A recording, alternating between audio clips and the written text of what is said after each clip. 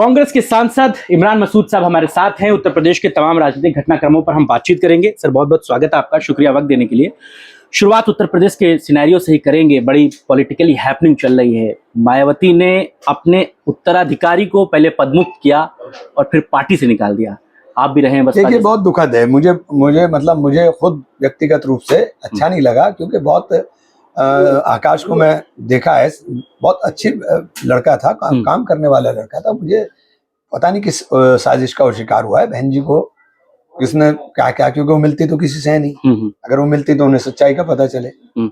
सारा जो ठीकरा है वो उनके जो ससुर हैं अशोक सिद्धार्थ, मायावती ने उनका नाम लेकर के ट्वीट किया है। ये उनका व्यक्तिगत है, उसमें बहुत ज्यादा मेरा बोलना उचित नहीं होगा। ये बात आपको सही लगती है कि वो पार्टी जो इस समय पॉलिटिकली क्राइसिस पर खड़ी है, वहां पर ऐसा फैसला हो जाता है? देखिए, मैं कह रहा हूं ना, ये व्यक्तिगत जो इश्यूज हैं उसके ऊपर बोलना मुनासिब नहीं है। लेकिन अगर जहां तक विचारधारा की बात है, तो विचारधारा को बचाने का एक ही विकल्प है कि देश के अंदर कांग्रेस के साथ आइए, साथ मिलकर के काम करें। ये बात आप राहुल गांधी जी वाली कह रहे हैं, जो उन्होंने रायबरेली में भी कही थी कि हम 24 में चाहते थे कि मायावती हमारे साथ। तो ये बात मैं आज से नहीं कह रहा हूँ, मैं बहुत पहले से कह रहा हूँ। राहुल जी ने कहा है, हम राहुल जी के सिपाही हैं। जो राहुल जी कहेंगे वही हम कह रहे हैं। हमने और राहुल जी ने अलग बात करके नहीं कहा मैंने, लेकिन चूंकि ये विचारधारा की जरूरत है, हम विचारधारा को बचाने की बात कर रहे हैं। राहुल जी के अलावा कोई विकल्प देश के अंदर नहीं है। अकेला व्यक्तित्व कांग्रेस और राहुल गांधी है, जो कभी कंप्रोमाइज नहीं कर सकता अपनी विचारधारा के साथ। तो मायावती फिर क्यों नहीं आना चाह रही हैं? वो तो उल्टा आपको ही कांग्रेस की बीजेपी की बीच आप डबल बात कर रहे हैं ना। एक तरफ आप हमारी, खास तौर से आजकल मुसलमान बहुत आसानी के साथ बोला जाता है। एक तरफ तो आप मुसलमान की बात कर रहे हैं कि साहब मुसलमान को टारगेट किया जा रहा है। जो टारगेट कर रहा है फिर आप उसी को पोषित करने का काम कर रहे हैं। तो ये हिपोक्रेसी नहीं तो क्या है? आप जो है उसे साफ साफ करिए ना। ये मत करिए कि आप इधर खुश करने के लिए करेंगे और फायदा उनको करेंगे, ये नहीं होगा। तो मुसलमानों के साथ जाने का विकल्प तो अखिलेश यादव भी है मायावती के पास, सिर्फ कांग्रेस ही क्यों है? देखिए, अखिलेश यादव जी, हाटा में क्या हुआ? अभी से छोड़िए, बातें बहुत सारी हैं। हाटा में क्या हुआ? कौन चेयरमैन है हाटा में? हाटा जब मस्जिद शहीद हुई है, वहां का चेयरमैन अनुमोदन देता है, और आपकी पार्टी से उसको नोटिस भी नहीं जाता। पार्टी से क्यों नहीं निष्कासित किया गया अब तक?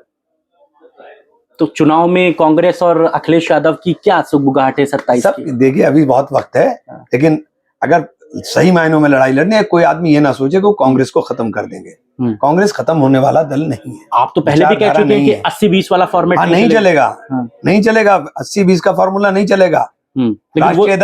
राष्ट्रीय दल को आप खत्म नहीं कर सकते। लेकिन वो तो कह रहे हैं कि उत्तर प्रदेश में आपका जनाधार जितना है उस हिसाब से हम आपको हिस्सेदारी देंगे। अब ये बहुत ऐसे सवाल है, मैं इस पे बोलना नहीं चाहता। लेकिन आपको लगता है कि इसका फायदा बीजेपी को मिलेगा? देखिए, बात सुनिए जी।